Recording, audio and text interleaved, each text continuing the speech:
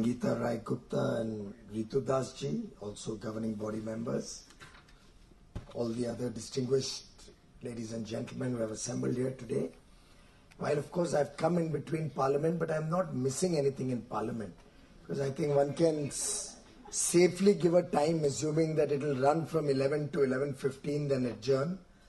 Maybe be assembled once again at 11:30, 11:40, only to adjourn again.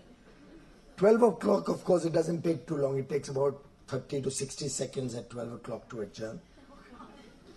So that's why while we had first thought of 11 o'clock, and I realized 12:30 is a better time because you are safe. You can't go wrong. Parliament would not be functioning at that time. And that's a sad commentary on the democratic system, particularly when the issues are not of that grave a dimension where it would justify, or where there was some earth-shattering demand because of which Parliament needed to be adjourned. A few days back they were fighting over the Supreme Court verdict which said the nota option should be there in all elections, none of the above. Now, there's that new option that we have in every election. We lost a whole day of Parliament fighting in Parliament because they were so scared that their members will all choose none of the above option in the Gujarat Rajya Sabha poll, that they spoiled one whole day of Parliament on a judgment which the Supreme Court had passed. We are also not supporting that decision, but it's a Supreme Court order. If we were not to implement it, I can understand Parliament getting adjourned on nota. But anyway, it's a very important day that we are meeting here today. Not only because it's the eve of the Quit India movement, 9th of August. Also not only because there's an election going on in Gujarat, which is probably holding the whole nation spellbound. First time in my life I'm seeing a Rajya Sabha election having this kind of importance. And I don't understand why everybody is so worried or concerned about it. We have to win 2 seats. We are going to win 2 seats. Now, if somebody else has to worry, then that I can understand. But I don't know why the whole nation is worried about what will happen over there. It's nothing earth-shattering. It's not going to change the destiny of this country or the course of politics. What we are only trying to do is get good governance into India.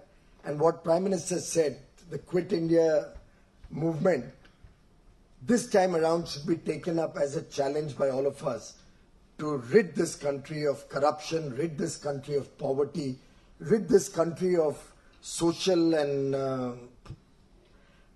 all kinds of upheavals, all kinds of disharmony in society.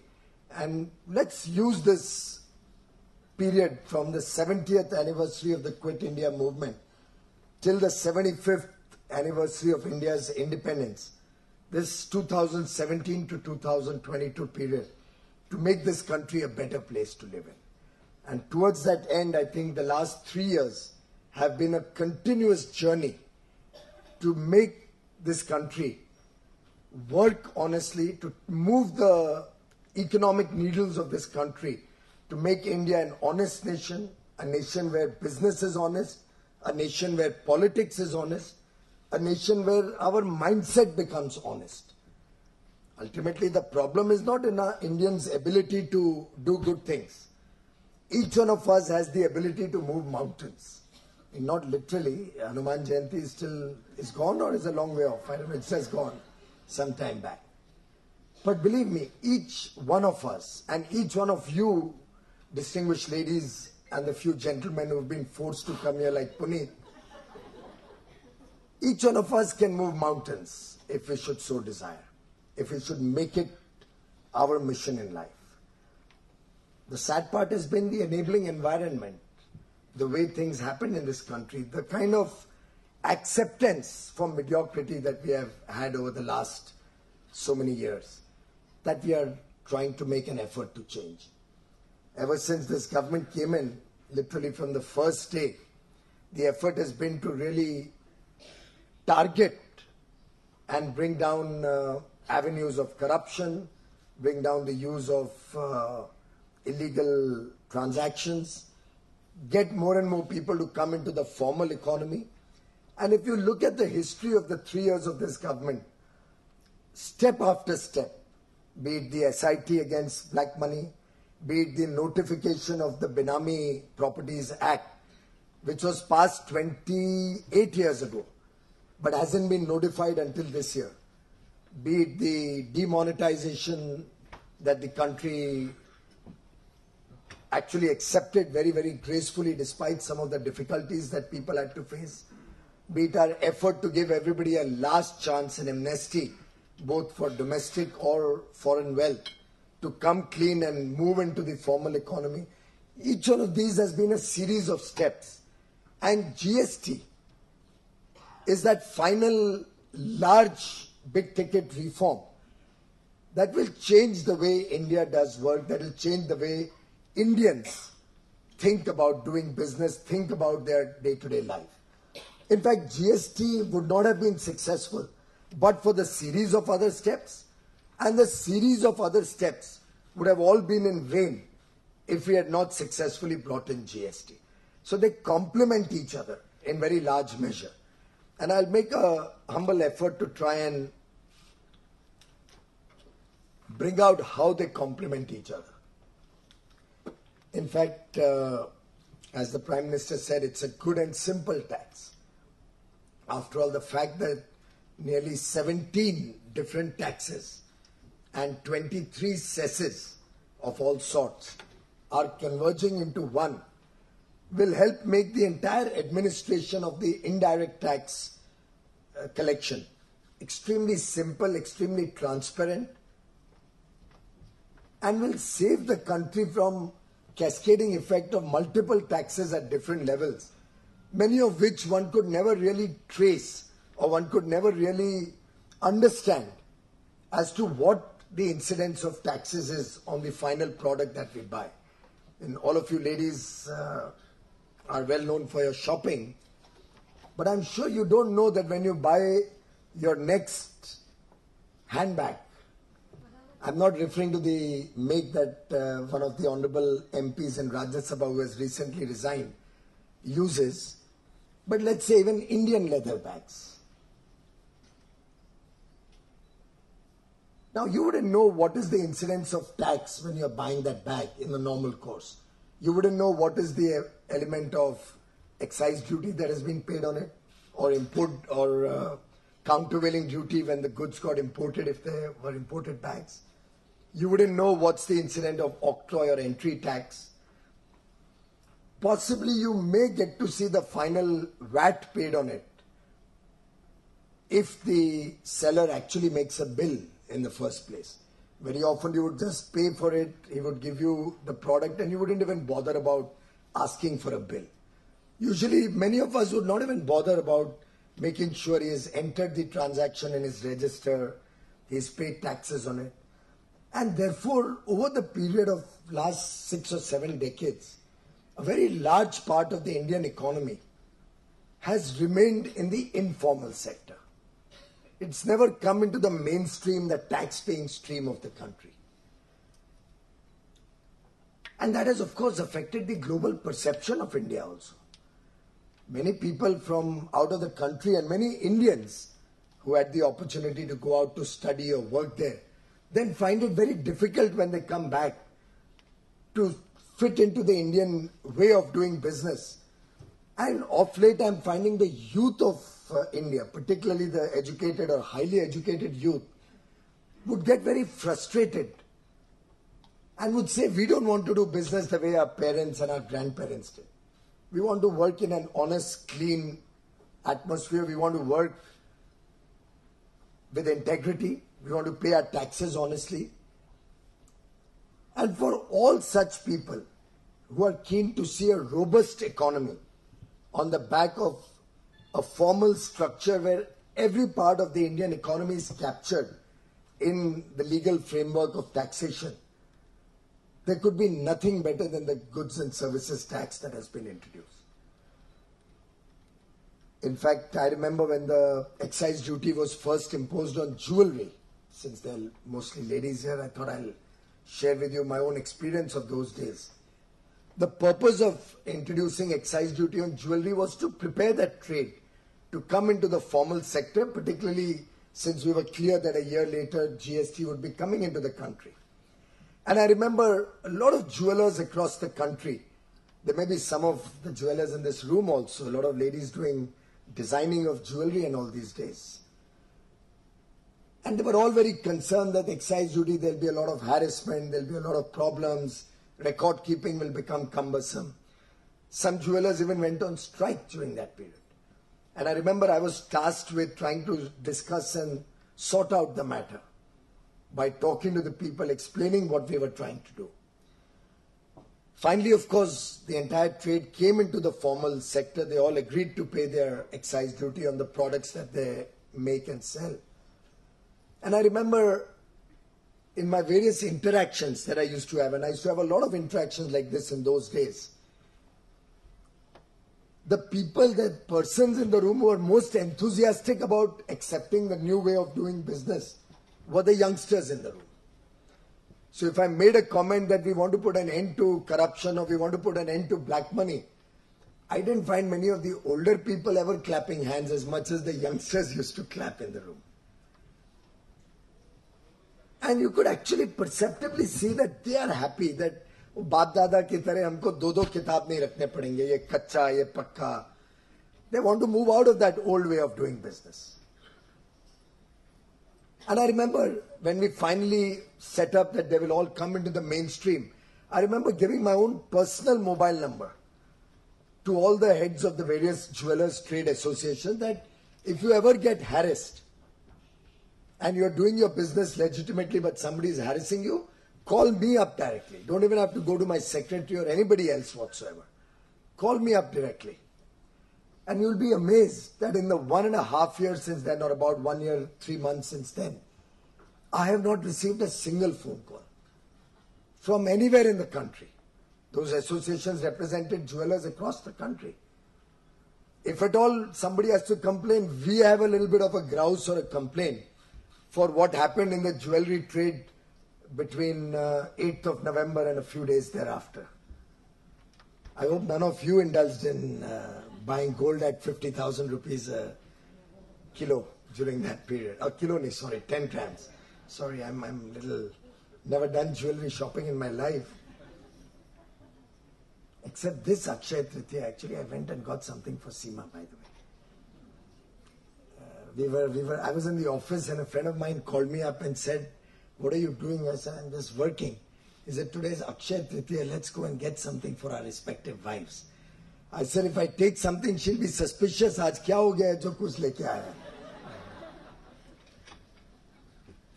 But fortunately, it went off well. But anyway, not a single person ever complained to us, or to me personally, that they've been harassed or I would have imagined that with the fear of excise duty, there would have been somebody who must have got harassed. Not a single person. I did get one case, by the way. Yeah, one person, not a jeweler or anybody. A gentleman from Hyderabad came and met me in Mumbai one day on a weekend. Soon after demonetization, somewhere in January I'm talking about. And in that Hyderabadi lehza, he said that हमारे समाज के लोगों के साथ बहुत अन्याय हो रहा है. मैंने कहा क्या हुआ भाई, हमारे समाज को क्या हो गया? इससे साहब हैदराबाद में टैक्स डिपार्टमेंट हमारे समाज के साथ अन्याय कर रहा है. मैं कहा हमारे समाज के साथ क्यों अन्याय कर रहा है? बोला नहीं, हमारा एक समाज का आदमी ज्वेलरी ट्रेड में है, उसको बहुत हैरेस कर रही है. मैं कहा समाज के हिसाब से तो हैरेस नहीं कर रही होगी, कुछ होगा वजह. क्या है, कुछ मालूम है, जानकारी है? तो give me a bunch of papers. What was that case? I read that and I actually had to almost throw him out of my house. What somebody had done was that between 8th of November and 18th of November, he had deposited 94 or 95 crores of cash in demonetized old currency in his bank account, a jeweler. When Bank of Baroda refused to allow him to deposit that money, he went and opened an account in a private bank and he deposited 50 or 45 crores out of that. When, of course, data mining was going on, and I think now after 1st July, you all know that a lot of work is going on, checking all the records of those post-demonetization days and deposits. the income tax department asked him, what are these 95 crores that you've deposited in cash? You don't seem to have any stocks also. It's a small shop that you run. He said, no, people came to my shop on the evening of 8th of November. And 5,000 people gave me 2 lakh rupees, because that's the limit below which you can get away without giving a PAN card number. 5,000 people gave me 2,000 rupees, and that's the money I've deposited in the bank. Why did they give you 2 lakh rupees each? For future sale of jewelry. They ordered some jewelry with me, worth something less than 2 lakhs each. Wow. So the department asked him that if 5,000 people came, there must have been somebody who sat and counted that currency. After all, 8 o'clock the announcement was made. I came to know at 7:15, 7:20 when in the cabinet we discussed the matter. 8 o'clock was the announcement, so positively nobody could have acted any faster than that. And you'll all agree it was a well-kept secret. She said, but what can I do? 5,000 people came. He said, who counted that money before 12 o'clock midnight? He said, I had 8 people who counted that money. This was all written in that income tax notice to him. I read it out in the notice before throwing this guy out of my house. So he said, अच्छा उनका नाम पता ही बता दो. Sir अब हमें याद नहीं है उनका नाम और पता 8 लोगों का. The tax department said if 5,000 people came, there must have been a big crowd. You must be having a CCTV camera. You're a jeweler's shop. He said वो चल नहीं रहा था. अच्छा 5,000 लोग आए, 94 crores, 95 crores in your galla, in your shop. You must have had police security or something. No, I had my private security. उन्हीं का नाम बता दो, भाग गए सब लोग. This is how the nation, unfortunately, has somehow over the years tried to beat the system. One after the other, you come out with something good, and you'll always have 4 or 10 people. Not that the entire country is like that. It's always those few people for whom the nation suffers.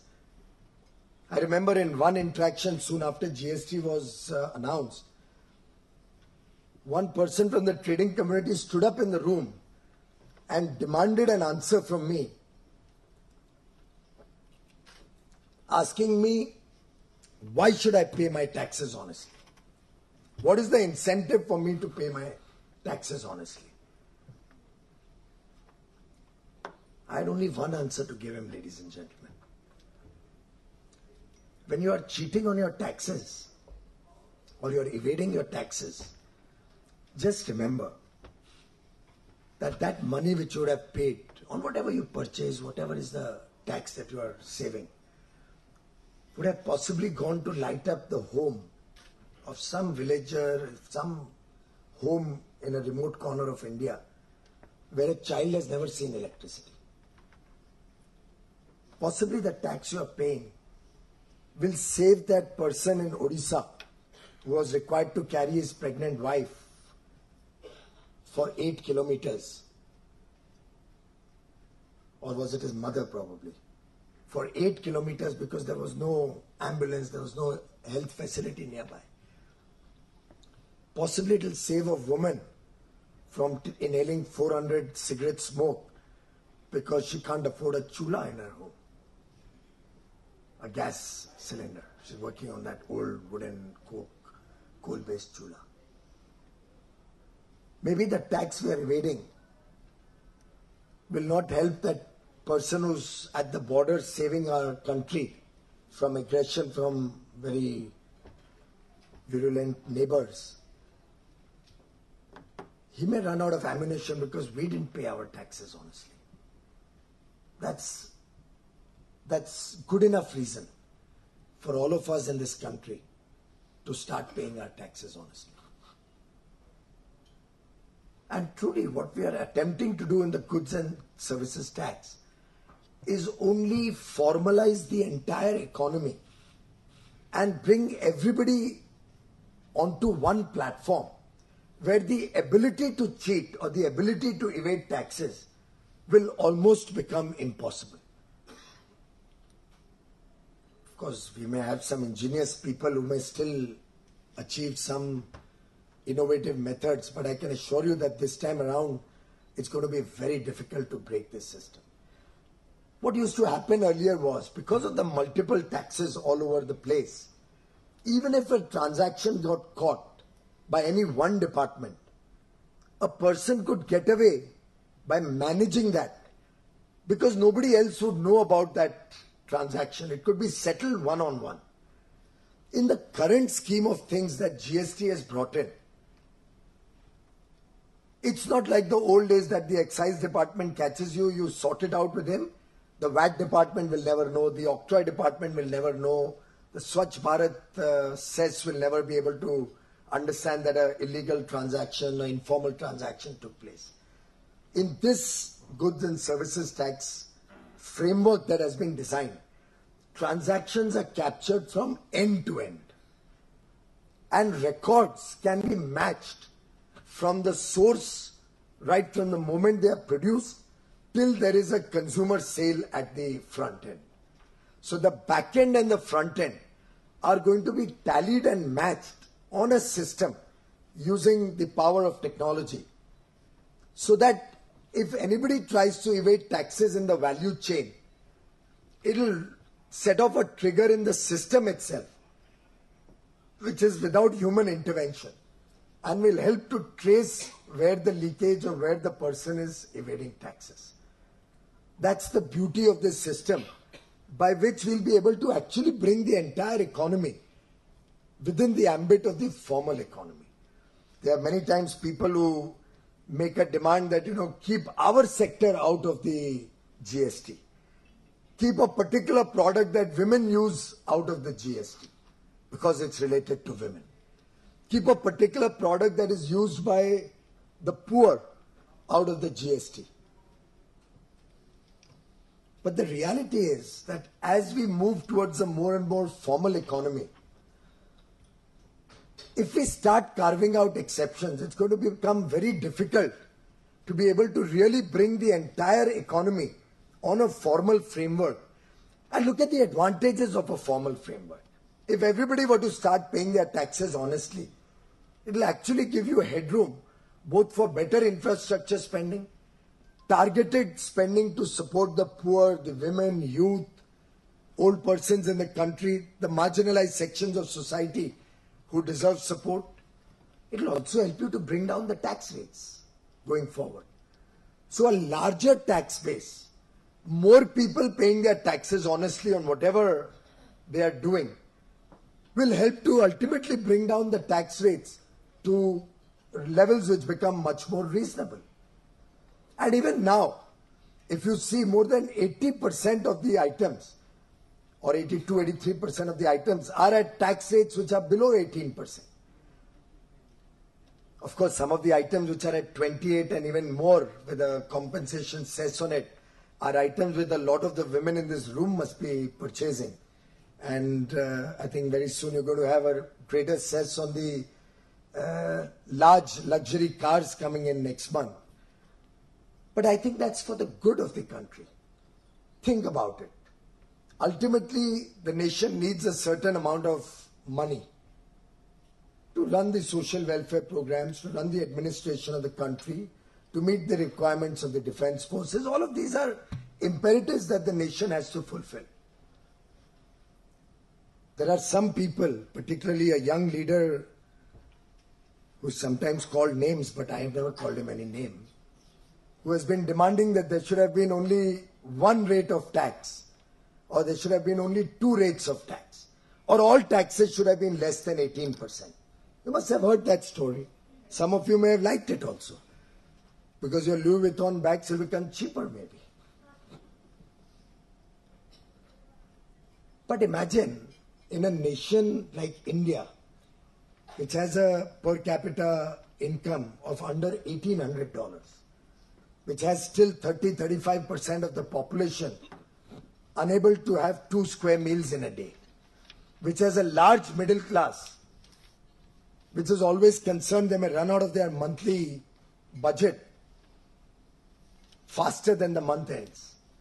In a nation like India, is it not imperative that goods which are of public consumption, which are of a common man's consumption, are taxed at lower rates, and luxury goods where you can afford to pay a little more should be taxed at higher rates?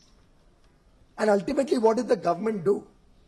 On almost all items of common use, of common person use, the rates have been attempted to be kept lower than what they were earlier.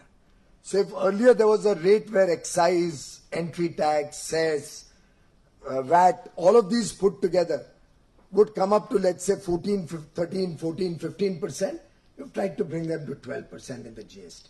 If it would come to 8, 9, 10%, bring it down to 5%. The effort has been that the common man gets his products at affordable prices.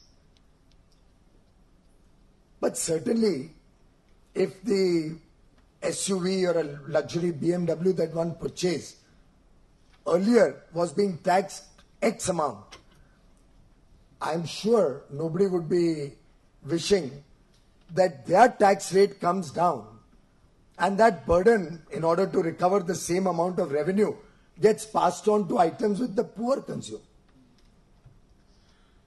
And that is the effort that we've tried to do. The reason why there are so many rates is because we've tried to fit every item as close as it may be possible to the rate of tax that it was being charged before the GST came in. And then going forward, looking at the experience of tax collection, how robust the tax collection becomes, how much each industry increases in terms of the tax collected from that industry. And all of this is easily traceable with the harmonized system of coding, HSN numbers. Will give us possibilities going forward to see what can be done to further, in some cases lower, maybe in a few cases even increase the rate. If there's an unfair advantage, like cigarettes got an unfair advantage.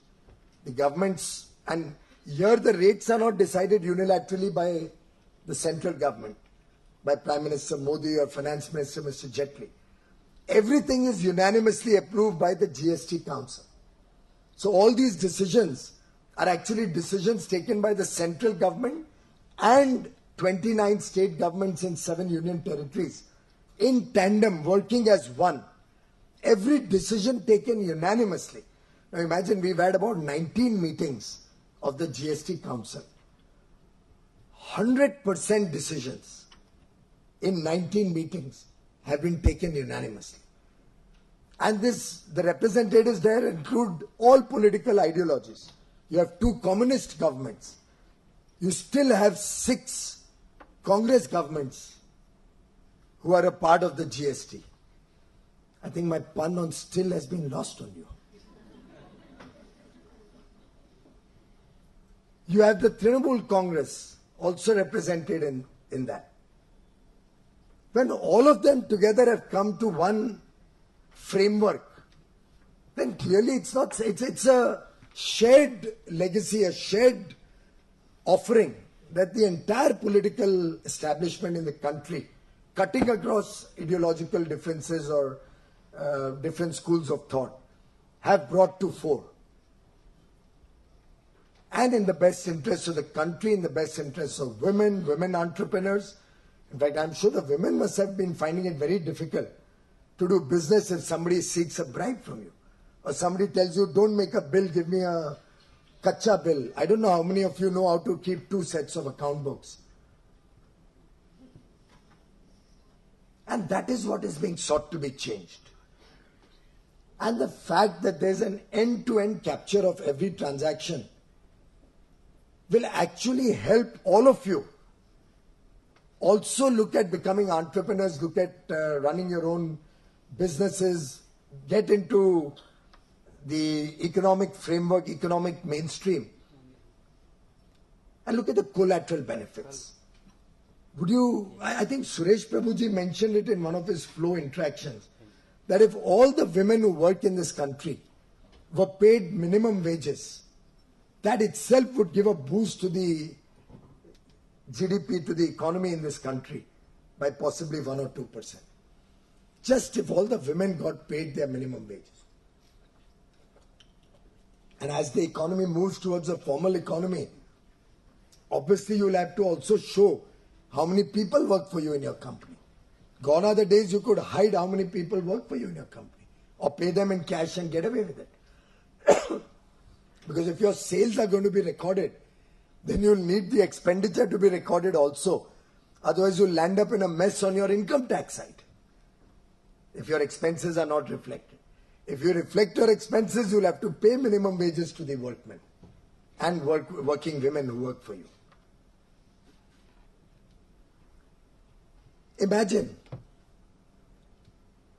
if the entire nation starts paying domestic helps in our home, domestic support staff that we have in our home, the full honest share of their wages. Could it not impact millions of homes across the country? I don't know if you're aware, in the last 1 year alone, Provident Fund, which is a measure of how many people are getting formalized in the economy, has seen an increase of nearly 1.2 crore subscribers just in the last 1 year. Of course, I don't know where people are talking about jobless growth and where people are saying that employment has come down. The stark reality is 1.2 crore more people have joined the Provident Fund framework in the last 1 year alone.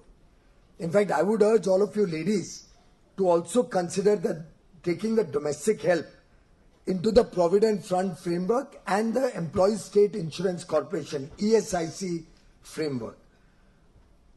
I'm sure we've all faced our domestic help getting ill sometime or somebody in their family getting ill. Ultimately, they are your responsibility only. Who will they turn to? They'll come to you for a loan most probably. I would imagine most of you in this room would have given loan to your domestic support staff when somebody fell ill sometime or the other. But suppose you would pay some 4-5% or whatever is the cost. Puneet would know better.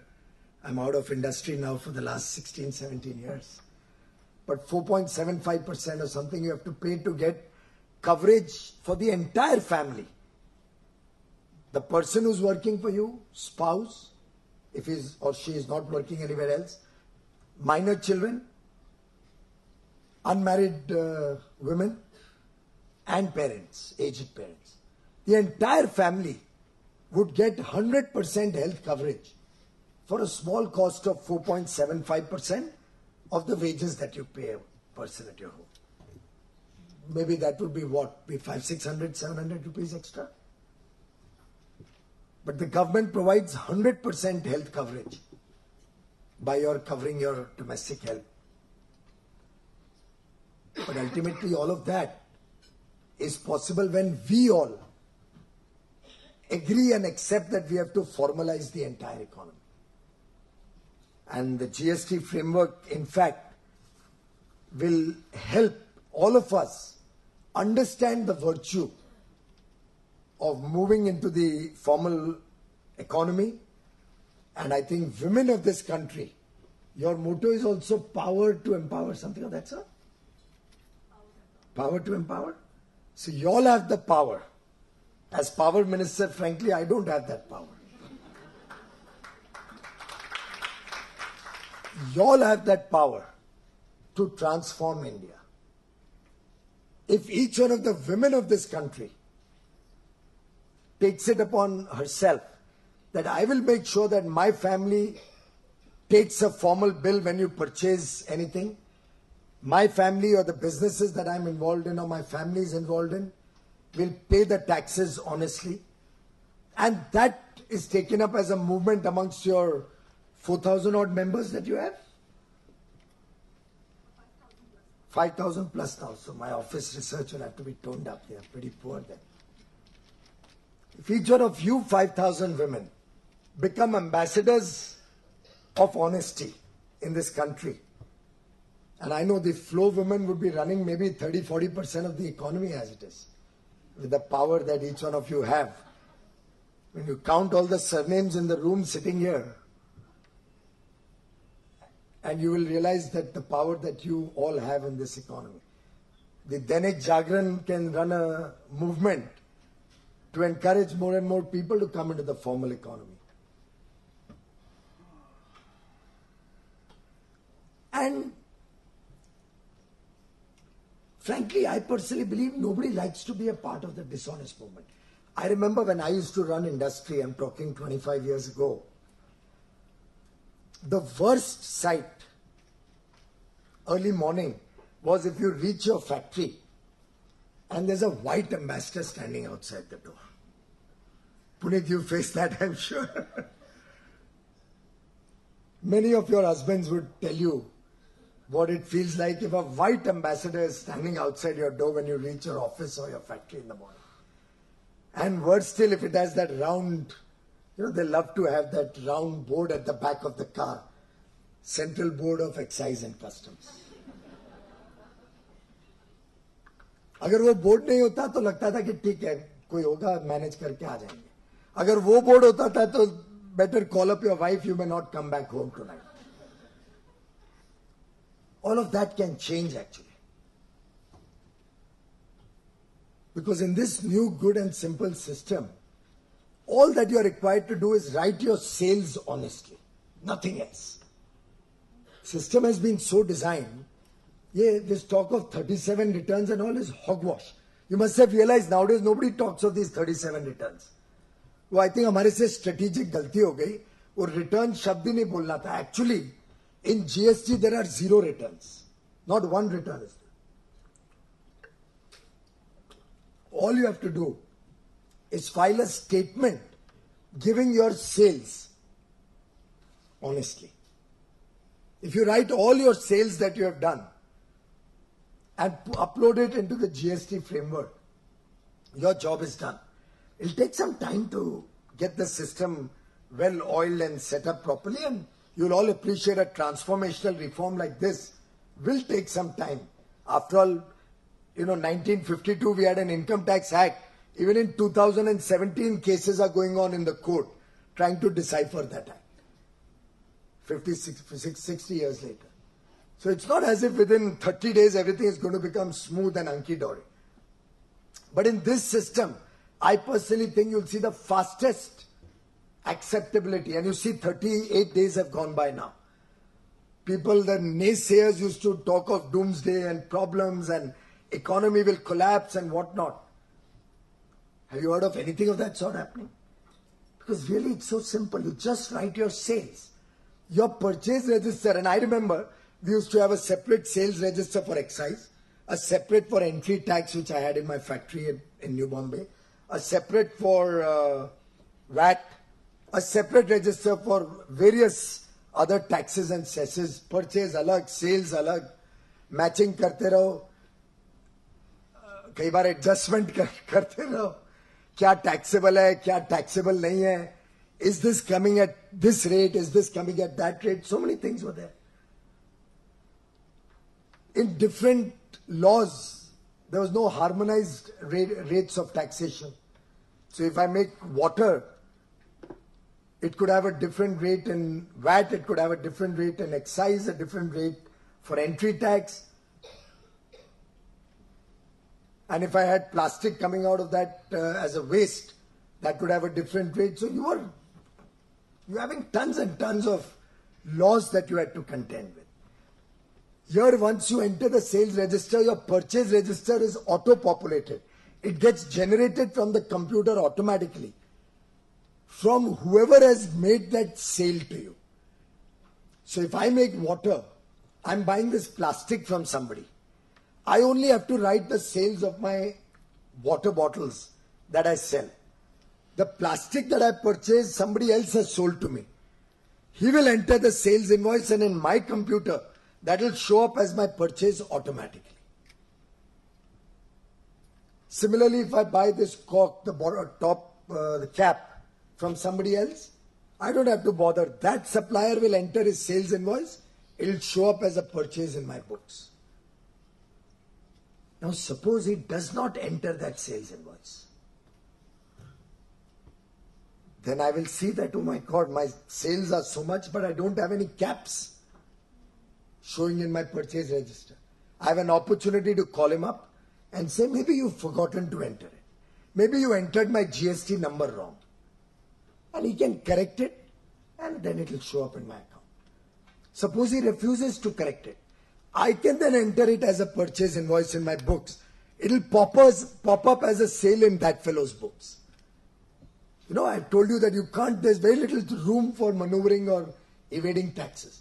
So if I have purchased these caps from somebody, he doesn't enter it, but I enter it as a purchase invoice. It will pop up in his account as a sale. He can't run away from that sale. You know, in the good old days, on a lighter note, I'm not suggesting that any of you or your husbands or your companies have done that. In the good old days, what used to happen? Suppose I sell a container load or a truckload of water bottles. So I prepare it in Delhi, I load it on the truck, and then I send it, let's say, to Chandigarh, right? If on the way in a check post, that truck is caught, it will have its invoice and everything, right? If the check post, the truck is caught, then I have two options. Either I settle the matter, in which case the invoice never is recorded in the check post, or if the man is honest, fortunately, then it gets recorded in the check post. Two possibilities. And then it reaches Chandigarh. Now, if I have not been caught on any check post on the way, from Chandigarh, I'll make a phone call and I'll say, all clear. And the invoice will be torn. No excise will be paid on it. No VAT will be paid on it. Goods will reach their destination. And there ends the matter. Taxes are evaded.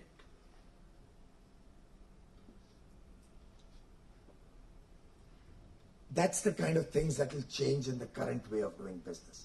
Because when I dispatch the goods, I'll have to enter an e-way bill in the computer, which I cannot erase after I've entered it, and dispatch the goods. There'll be no check posts anywhere in the country. Seamless movement of goods. Imagine the hours that are lost on check posts, the fuel that is burnt, foreign exchange that is lost because of that burning of fuel, and the corruption associated with it. Now, should this kind of system be allowed to continue, that goods leave from one place? If they are caught, then the invoice becomes a formal invoice. If they are not caught on the way, you can jolly well cancel that invoice, use that same number for another invoice. That's how work in many areas used to happen in the country. And I think the people who have designed this entire framework have really put in a lot of effort to understand how various ways of evading taxes were being used. My compliments to the crafters of this whole GST system. Frankly, I couldn't have done the job half as good as it has been done. And compliments to the officials who have really burnt the midnight oil and developed this entire framework, and the technical people for having given us this very simple system, which will help India become a more honest economy, which will bring more and more people into the formal economic structure. Not that I believe everybody was dishonest. There must have been a small portion which was dishonest. But that small portion was harming the economy in more ways than one. Because in a market, if there are 10 shops selling, let's say, cloth, garments, and one or two of them evade taxes, their products obviously become cheaper than the others. So consumer will go wherever it is cheapest. I don't think we as consumers have ever bothered कि वो without bill बेचता है कि with bill बेचता है. And if more people flock to these two stores which are evading taxes, obviously the other 8 will either have to close their business or will have to also start evading taxes to survive in the competition. So dishonesty is not always because we want to be dishonest. Very often it becomes your compulsion in order to survive in a competitive world. So one person or two persons in a marketplace can actually drive others to dishonesty. Ideally, of course, those 8 could have become whistleblowers and complained about these 2. But by the time action would be taken and by the time things would come to light, or if at all these people would have not been able to manage, you could have taken action, otherwise they could often manage their way through. Therefore, the whole system in the country was getting very, very disharmonious in terms of honest business. In the current system, after all, if these two people are selling their goods, they will need to have some purchase coming from somewhere. They will need to have a truck which has transported the goods over here. Therefore, there will need to be a e-way bill. When they sell the goods, there will be a few good Samaritans from amongst you who will ask for a sale invoice. If even a few people ask for a sales invoice, it will become very difficult for this person to keep matching what purchases to enter, what not to enter. And he wouldn't be sure where somebody from whom he may have got the goods will enter any transaction in the system which can trigger off a red alert that, hey, this A to Z store has purchased some product, maybe packing paper for all you know. After all, he couldn't be buying packing paper or carry bags, 1,000 carry bags, and I have only 100 sales. So there are so many checks and cross checks in the entire system that those who want to be dishonest will have to think twice for the fear of being triggered off in the computer system and being caught in the process. So all those who were earlier forced to be dishonest will now have a level playing field. And actually you'll see competition in this country on the basis of quality of service or quality of goods, not necessarily your ability to evade taxes. And that, ladies and gentlemen, is how we hope to empower honest business in this country, clean up corruption, clean up this problem of black money, have a wider tax base, paying their taxes honestly, expand the formal economy, encourage honest taxpayers, penalize or bring to book those who are still not willing to come on the tax structure. Of course, a lot of liberty has been given below 20 lakhs. There will be no GST registration for the small traders, small manufacturers, artisans. 20 to 75 lakhs, there is a composition scheme by which manufacturers pay only 2%, traders pay only 1% on the value of their sales. Similar concessions have been given on the income tax side. You can have a presumptive rate of profit on your sales up to 2 crore rupees. So the entire system is geared to protect small businessmen, small retailers, small entrepreneurs, small manufacturers and artisans. But clearly, the effort is to bring more and more people to come into the national mainstream, and within that, as you say, the power to empower is with the women. Dr. B.R. Ambedkar had also said that he measures the progress of a community by the degree of progress which women make in that society. And in India, I think the time is ripe for women to become entrepreneurs, to women to take up cudgels against black money, against dishonesty.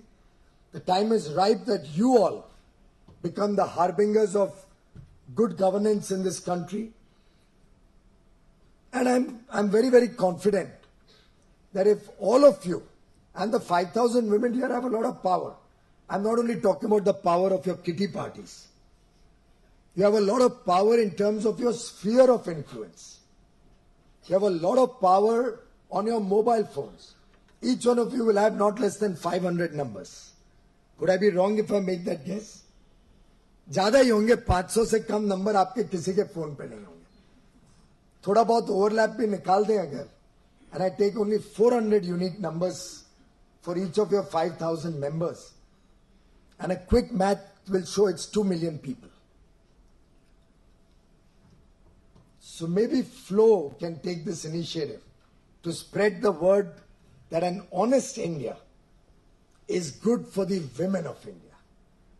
And when the women of India make progress, when the women of India are happy, when the women of India see a better quality of life, again, there's no power on earth that can save this country from developing. I invite all of you to be a part of this development. I invite all of you to join us in this journey to make India once again that superpower which it was. Once again a nation of honest business, honest trade and honest economy, parallel to the best in the world. A country which attracts talent rather than loses talent. A country where women get respect, save and except some of the unfortunate incidents that keep happening, for which I think we should take the most severest of action. And I remember, I recall Prime Minister Modi on 15th of August 2014 had made a comment which had influenced my daughter very deeply. My daughter had come down from London during her break, and by chance was here on 15th August. And she was sitting on the ground below Red Fort when Honorable Prime Minister was speaking. And she came back very, very much influenced by Honorable Prime Minister's comments that each one of us should teach our sons how to behave. I don't know if any of you recalls that. While we are all the time telling daughters to do this and not to do this, it's time each one of us started telling our sons what proper behavior is, how to behave. And I remember my daughter getting very much influenced by that. I hope that message goes to all the men and all the mothers in our country, as much as the message of good respect for humanity, respect for women, respect for this country and this motherland. I invite all of you to become ambassadors for GST as much as you have been ambassadors for keeping this country as a united, strong, powerful and sensitive country, sensitive to the poor, sensitive to the marginalized sections of society, sensitive to youth. Keep that sensitivity in you. Work together to make India a great country. Thank you very much.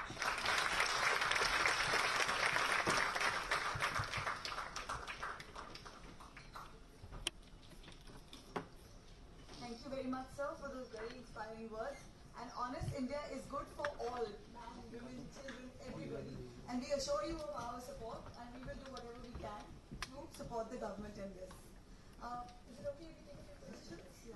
So we have actually written to our members, and some of them have written back to us with a few questions. So I'd like to give them a chance first. We have Marianne Franzen. She's here. She wanted to know that. Let her ask this question. Would you like to ask? Yes. Can I take 5-6 questions and then answer? Okay. Can you hear me? Yes. Thank you very much. Thank you very much for the opportunity to raise a question. My question, Honourable Minister, is did you and your team anticipate it on forehand what the effect could be and should be of the implementation of demonetization and implementation of GST?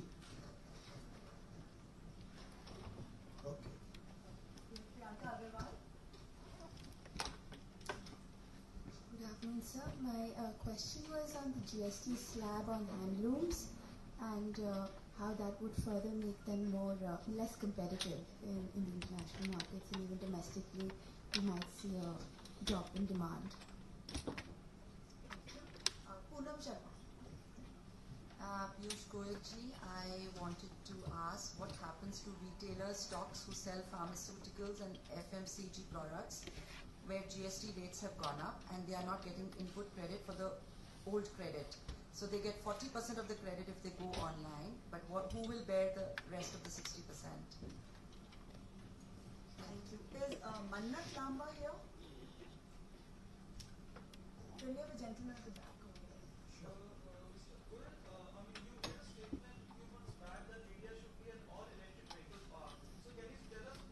Are you from the press? Yes. We can talk that afterwards. Let the ladies have an opportunity. There's not a press conference. On electric vehicles, I can speak for 1 hour more. Poonam,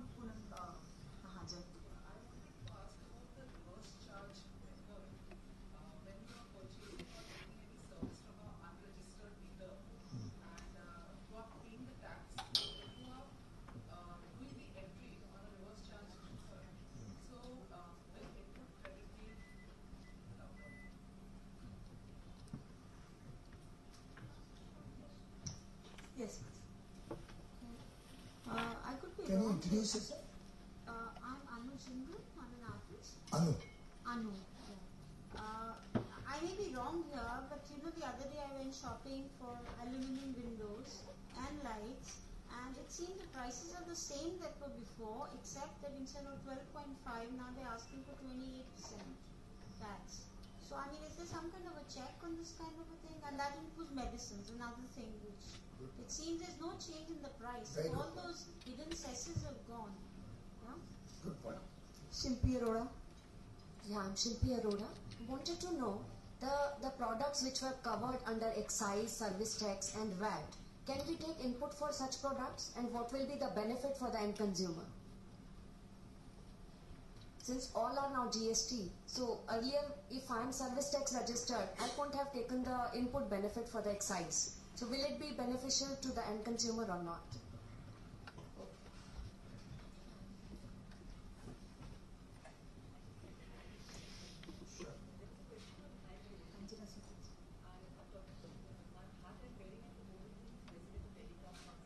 Really?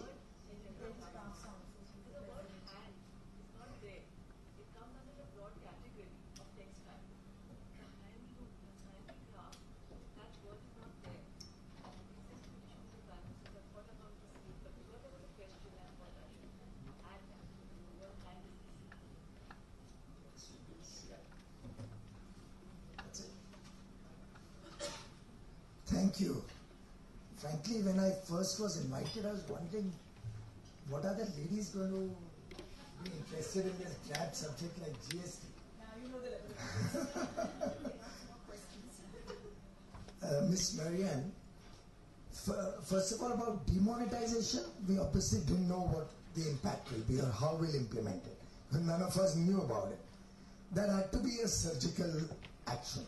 It couldn't have been something where you sit and plan for 6 months and 1 year, as was being sought to be suggested by some of the opposition leaders. If we had planned for 6 months, it would have been out well in advance, and that the jeweler wouldn't have been caught collecting 95 crores or trying to launder 95 crores. So that had to be a surgical action.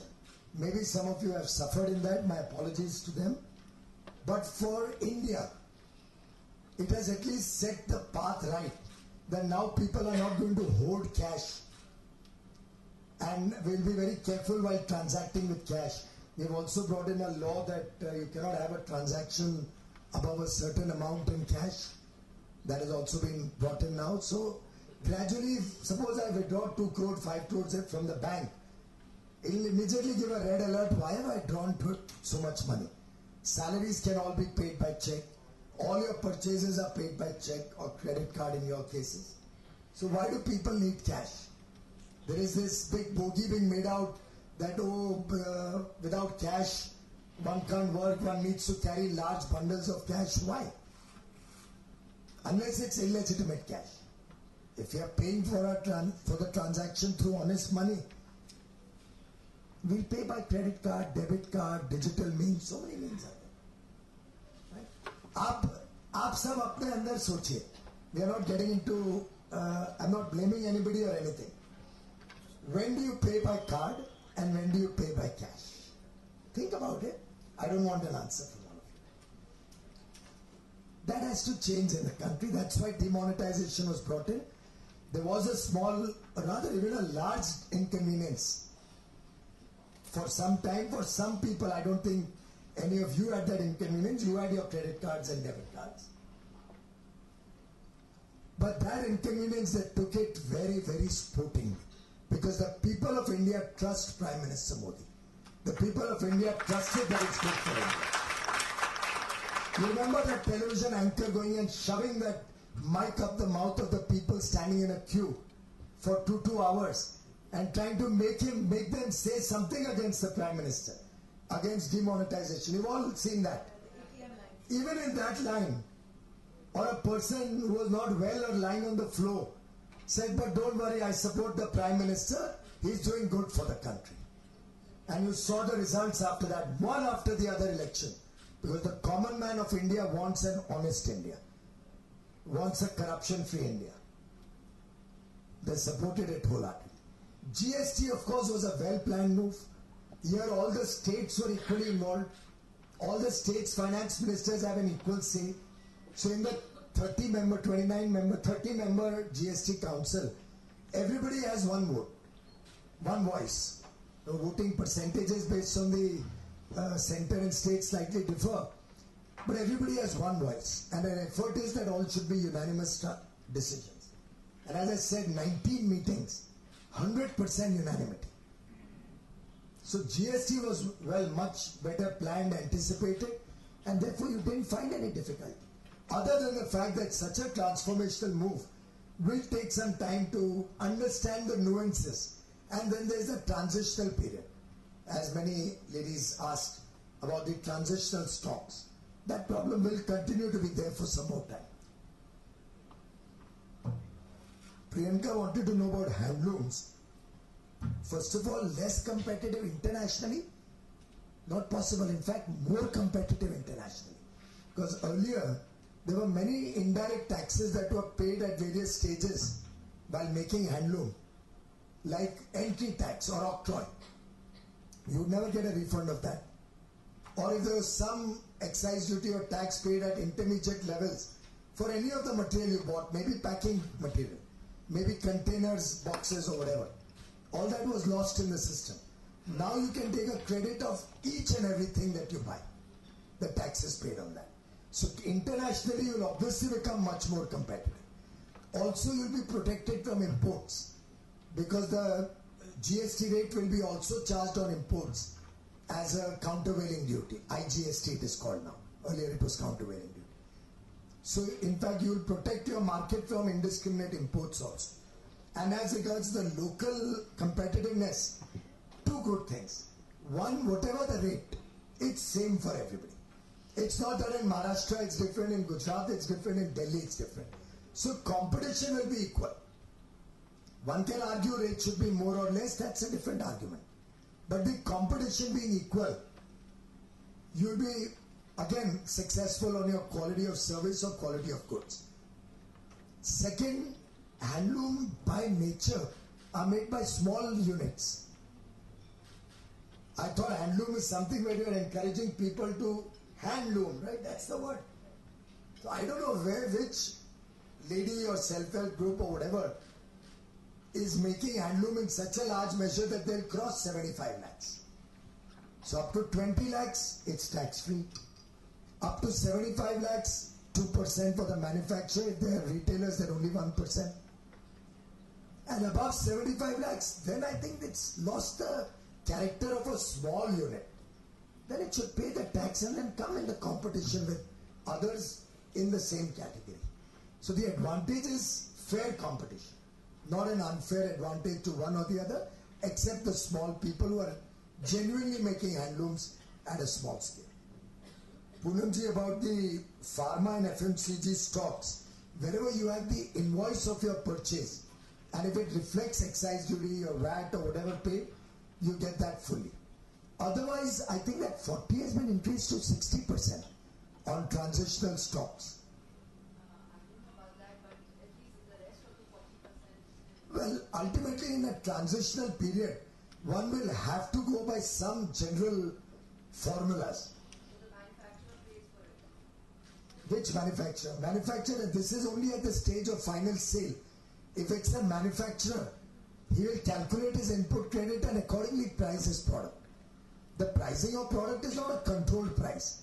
The pricing is of the manufacturer himself. But taking your point forward, this transitional period is going to have a little hiccups where some people may gain, some people may lose a little bit. But that there is no other way to make this transition any smoother. You can't allow everybody to get 100% credit because those records are not available. Many people may have bought in cash without paying the tax altogether. We are having this problem in certain sectors where people are, after a lot of fight and strikes and everything, they boiled down to this issue that, okay, everything else is okay. What do we do with the stocks we bought in cash for which we have no purchase invoice? So we really have no answer for that. If you bought in cash, how can we find a solution to your having not purchased it through honest means? So there will be this transitional issue. to safeguard that those who have invoice are getting full credit, purchase invoice, tax paid invoice. Otherwise, they're giving some 60% of the VAT that they would otherwise be entitled to, and that's the end of the transitional story. Nothing more can be done on that. You want to ask him? No. You wanted to? I thought you put on the mic. Say it, no problem. There's a little bit in understanding. Actually, my husband also wanted to know about this. He's in the Ayurveda industry. So when the retailers get about 12 to 18% profit. Now, those people who can print the new MRP are either the importers, the manufacturers, or the packers. So now the stockist cannot put the new MRP, and I wouldn't know the technicalities of it, but I think the goods have to go through a new MRP process. Whether retailers are allowed to put it in or it goes back to the factory, I wouldn't know. I'm really not a GST commissioner or officer. More a political end I can answer. But best thing is to just talk to your GST office. Your husband must be having a GST office nearby. I've been able to solve this. Why don't you write me a mail? I'll be happy to get you an answer on that one. Not a problem. If any of you has an issue which you're not able to get an answer, you can write in a mail to me. My email ID is Piyush Goyal, spelling right? Yeah, this spelling, and with that you put a BJP at the end of it. Piyush Goyal BJP@gmail.com. That's my personal email ID. You can write to me. We'll make sure that it goes to the GST office to get some response to you. Put in your name, address, and all that. The Poonamji asked about the reverse charge method.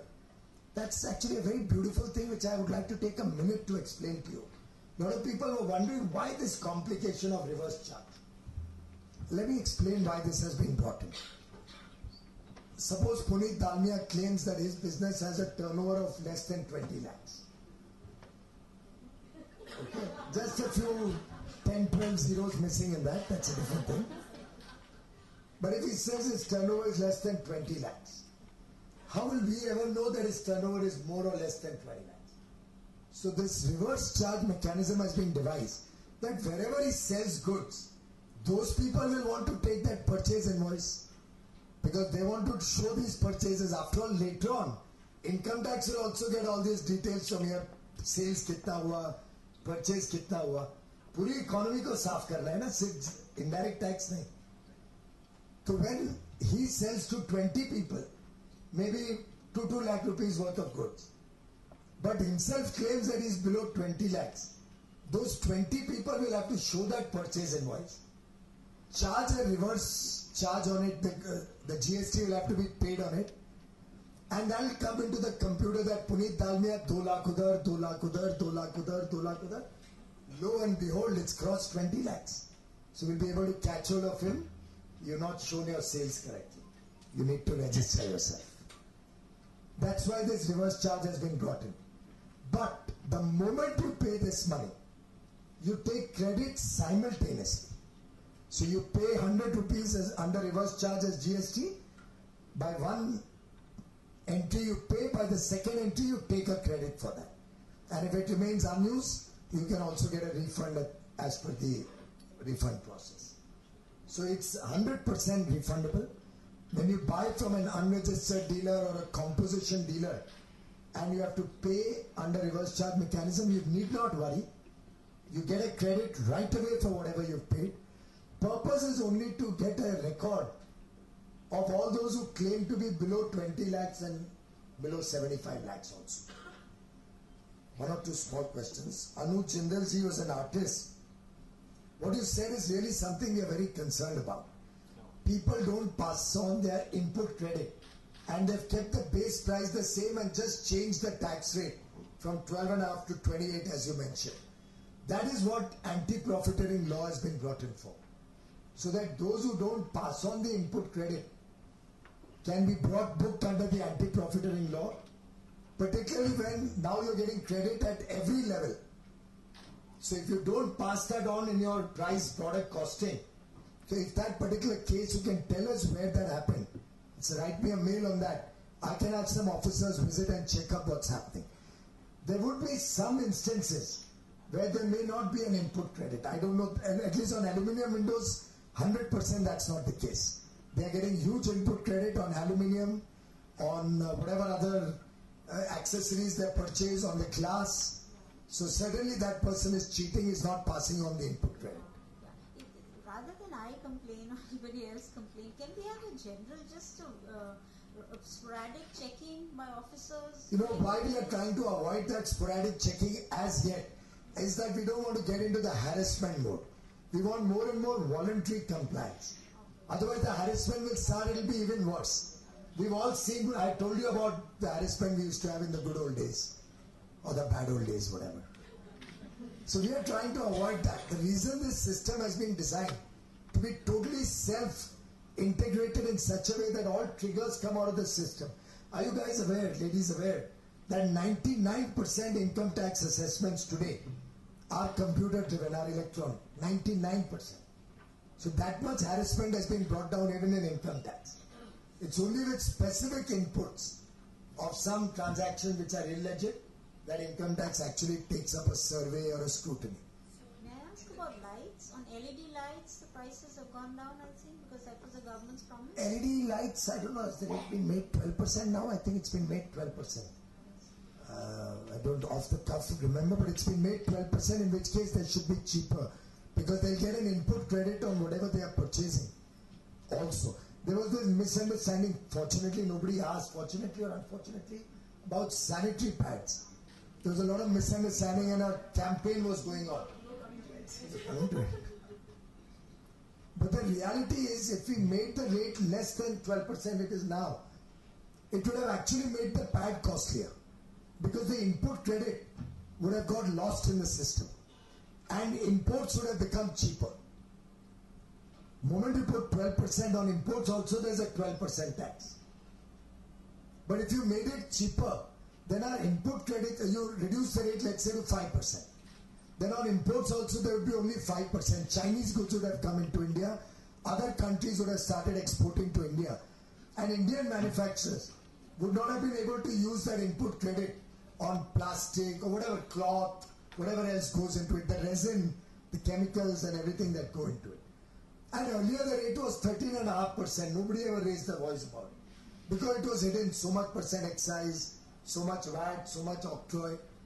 All that we have done is accumulated all the rates, totaled it and fit it to the nearest GST slab.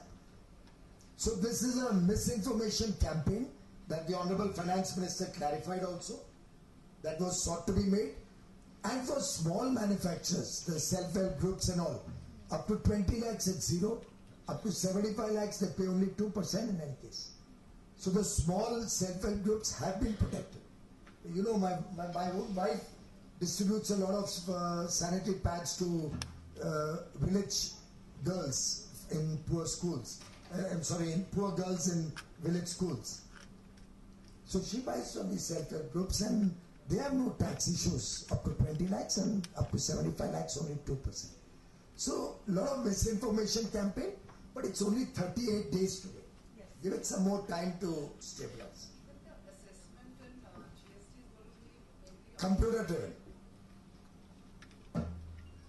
Unless the triggers come out that Puneet didn't show his sales properly. The press, please don't take it personally. The one name I know here, so I'm using it again and again. Products covered under excise duty and VAT, can we take input? Shilpi ji asked that. Even earlier in service tax, you could take excise duty credit. Even earlier. Only VAT and octroi and all you could not take credit. That now you'll be able to take credit. So if you're a service provider, your rate has gone up 15 to 18.